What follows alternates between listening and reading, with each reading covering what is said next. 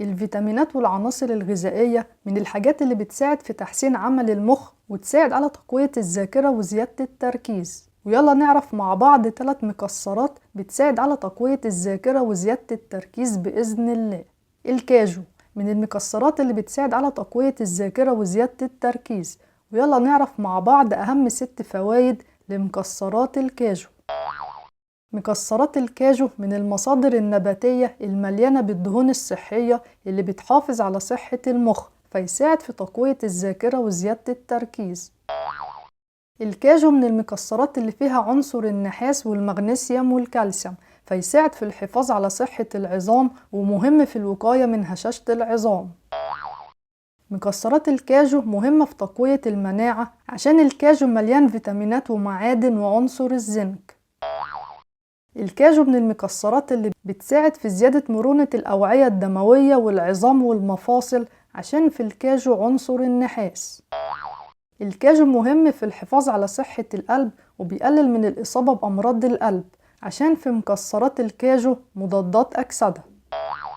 مكسرات الكاجو بتساعد في تقليل الشعور بالجوع عشان في الكاجو أحماض دهنية وعناصر ومواد غذائية، وممكن نشتري الكاجو من السوبر ماركت أو من أي موقع أونلاين. وأنصحكم بأكل كمية مناسبة من الكاجو في اليوم، وهي 3 حبات في وجبة الفطار، عشان أكتر من كده بيكون ليه آثار جانبية زي مشاكل في الجهاز الهضمي ومغص وإسهال وحساسية بالجلد.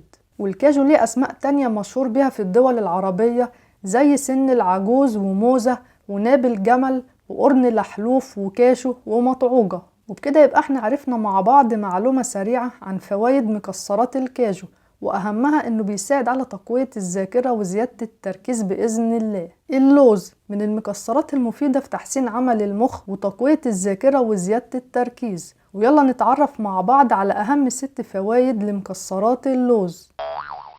مكسرات اللوز بتساعد في تسهيل حركة الدم اللي فيه أكسجين للمخ، فيساعد في تقوية الذاكرة وزيادة التركيز وتقليل الإصابة بالزهايمر. اللوز من المكسرات اللي بتساعد على حماية خلايا المخ من التلف عشان في اللوز فيتامين إي. اللوز مهم في تقوية المناعة وبيزود النشاط في الجسم عشان في مكسرات اللوز حمض الفوليك.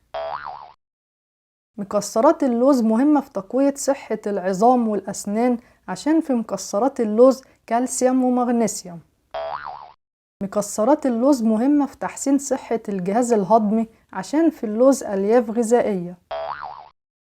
اللوز مهم في تقوية صحة القلب عشان في اللوز أوميجا 3. وممكن نشتري اللوز من السوبر ماركت أو من أي موقع أونلاين. وأنصحكم بأكل 5 حبات من اللوز في وجبة الفطار، عشان أكتر من كده بيكون ليه آثار جانبية على الجسم زي الانتفاخ والإمساك وانخفاض ضغط الدم. وبكده يبقى احنا عرفنا مع بعض أهم 6 فوائد لمكسرات اللوز، وأهمها أنه بيساعد على تقوية الذاكرة وزيادة التركيز بإذن الله. اللب السوري أو بذور عباد الشمس من المكسرات المفيدة في تقوية الذاكرة وزيادة التركيز. ويلا نعرف مع بعض أهم 6 معلومات عن فوائد اللب السوري. اللب السوري من المكسرات اللي بتساعد في تحسين عمل المخ وتقوية الذاكرة والتركيز عشان في اللب السوري مضادات أكسدة. اللب السوري فيه أحماض دهنية بتساعد في تقليل التوتر والقلق، فيساعد على تقوية الذاكرة وزيادة التركيز. اللب السوري بيساعد في زيادة النشاط والطاقة في الجسم عشان اللب السوري مليان بروتينات وكربوهيدرات. اللب السوري من المكسرات اللي بتساعد في تقوية المناعة ومهم في تقليل الإصابة بالأمراض عشان في اللب السوري عنصر الزنك. اللب السوري مهم في تقوية العظام عشان في اللب السوري عنصر المغنيسيوم.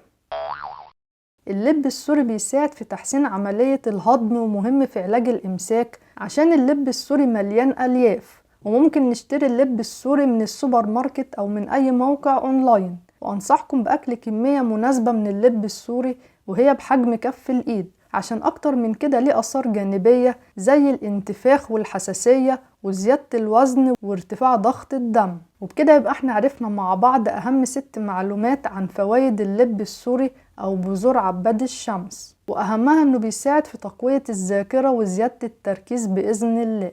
ولو عجبتكم الحلقة اعملوا لايك وشير للحلقة مع أصحابكم عشان يستفادوا. وما تنسوش تشتركوا في القناة وتفعلوا الجرس عشان يوصلكم كل جديد بإذن الله. ولو في أي حد عنده سؤال يسيبه تحت في التعليقات وهجاوب عليه. وبكده يبقى احنا عرفنا مع بعض 3 مكسرات بتساعد على تقوية الذاكرة وزيادة التركيز بإذن الله.